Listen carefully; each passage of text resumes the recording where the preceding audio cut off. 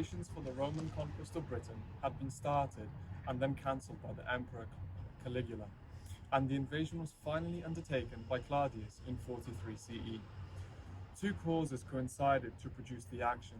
Claudius desired the political prestige of an outstanding conquest, and Cunobelinus, a pro-Roman prince, had just been succeeded by two of his sons, Caraticus and Tegodamus, who were hostile to Rome. Cunobelinus' sons had expelled Verica, a Roman client king, and were blamed for raids upon Gala, which were then taking place from across the English Channel.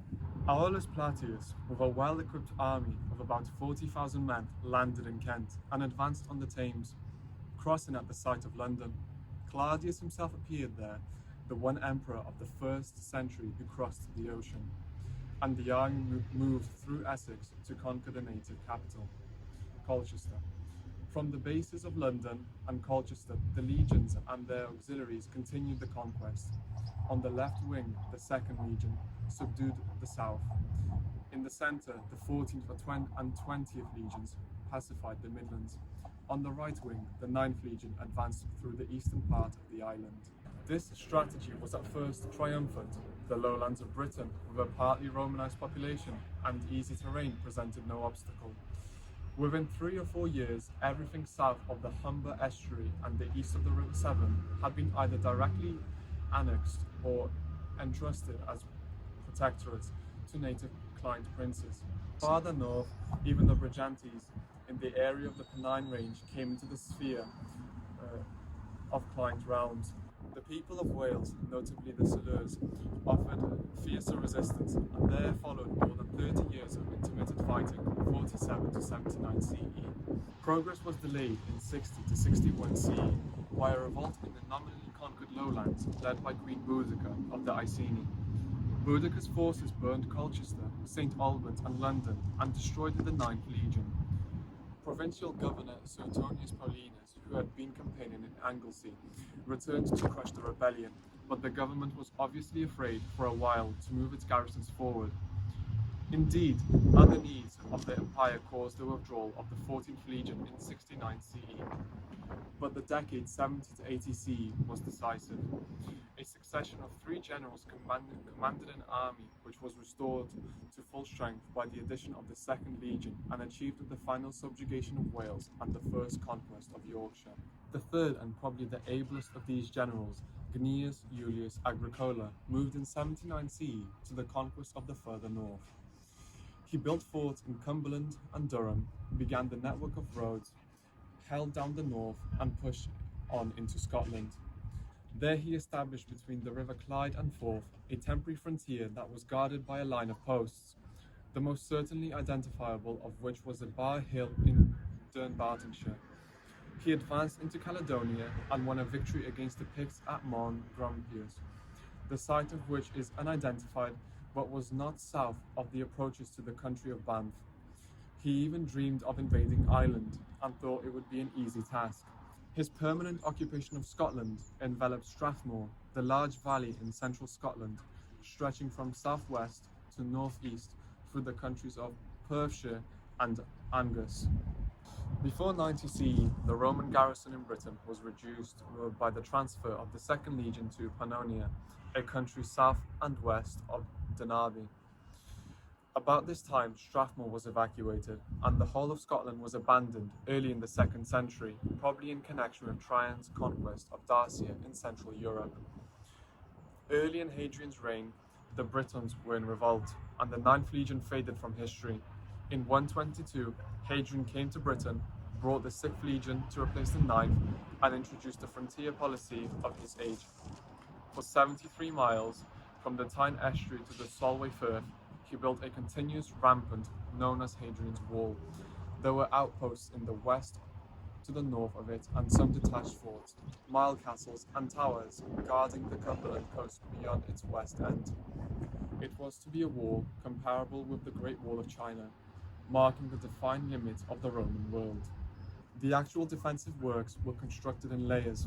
First was the stone wall, 3 meters thick in the east, 1.8 to 2.4 meters thick elsewhere, and originally 4.6 meters high to the rampant wall. The wall was supplemented with a deep ditch in front, i.e. on the northward side, and regularly spaced mile castles and towers attached to it for patrols, together with 16 forts for the fighting garrison, all connected by a road behind it. The south of the wall was the vallum, a broad, flat-bottomed ditch out of which the earth was cast up on either side into regular continuous mounds, 30 metres apart from crest to crest. It was intended to serve as a rearward obstacle, delimiting the military zone. When the reoccupation of Scotland led to the temporary dismantling of mile castles, the ditch was breached by having a series of causeways laid across it. The Hadrianic scheme thus reached final form only after numerous changes of plan. Under Lucius Septimius Severus, many elements in the tower system were given up. Geographically, Britain consists of two parts, first being the comparatively flat lowlands of the southeast and Midlands, suitable for agriculture and open to the continent, i.e. the rest of the Roman Empire.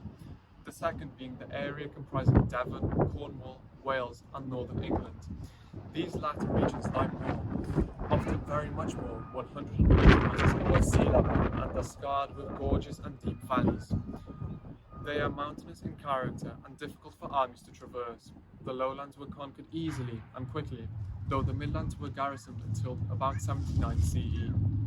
The uplands were hardly subdued completely until the end of the 2nd century. They differ, moreover, in character of their Roman occupation. The lowlands were the scene of civil life. Towns, villages, and country houses were their prominent features. Troops were hardly seen in them, save in some fortresses on the edge of the hills and in a chain of forts built in the 4th century to defend the south and southeast coast, the so-called Saxon shore. The uplands of Wales and the north were an entirely different matter. The civil life straggled into Glamorgan and Pembrokeshire, and even touched Brecknockshire. Only the trading settlements outside the fort afforded any hint of organised Roman communities. The army of the province consisted, from the time of Hadrian onward, of 3 legions, the 2nd at Carlion, the 6th at York, and the 20th at Chester, for a total of approximately 15,000 heavy infantry. In addition, there was a large but uncertain number of auxiliary troops of the 2nd grade, organised as infantry or cavalry, each 500 or 1,000 strong, and posted in castella, or small forts nearer the frontier than the legions. The legionary fortresses were large rectangular enclosures of 50 or 60 acres surrounded by strong walls. Traces of these can still be seen in the north and east town walls of Chester, at the eastern and western angles of York, and on the south side of Carlion. The auxiliary castella were likewise square or oblong in shape, but varied from 3 to 6 acres according to the size of the regime and the need for stabling. Of these, about 100 are known. The internal arrangements follow one general plan. While in later forts the buildings are all of stone, in Claudian and Flavian forts wood is used throughout, and in many forts as late as 160, only the principal buildings seem to have been constructed of stone. In the centre of the fort was the headquarters, a rectangular structure with a front entrance which gave access first to a small cloistered court, then to a covered hall bordered by a row of 3, 5, or even 7 rooms containing the shrine of official worship and the pay and record offices. These filled the middle third of the fort. In the other 2/3 were barracks for the soldiers. No space was allocated to private religion or domestic life. The shrines which individual private worshippers might visit, the bathhouse, and the dwellings of shops of the camp followers lay outside the walls. Such were nearly all Roman forts in Britain, differing little from those in other provinces.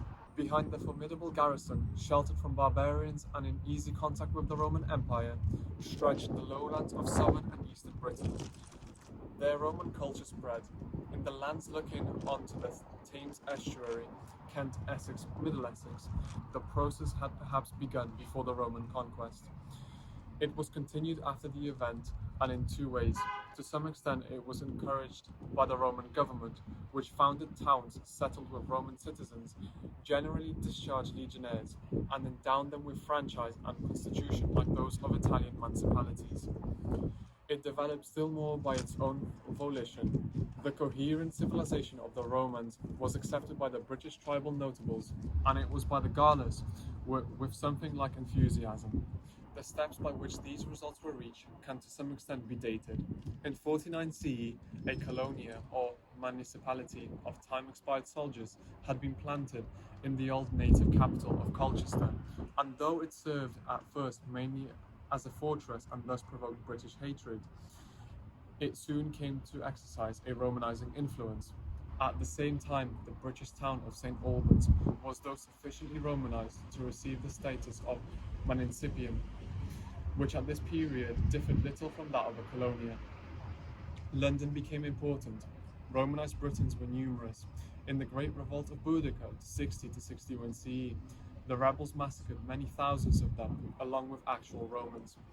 The movement increased over the next 15 to 20 years. Tribal capitals sprang up, such as Silchester. The hot springs of Bath were exploited. Another colonia was planted under Domitian, emperor from 81 to 96 CE, at Lincoln, and the third at Gloucestershire in 96. The fourth, established on the west bank of Ouse at York, belongs to the early 3rd century and marked the upgrading of an existing town. A series of judicial legates were appointed to attend the increasing civil business. After the 2nd century, Hadrian and his successors consolidated Roman gains despite the repeated rising in the north, and the country houses and farms became common in the most parts of Romanized area.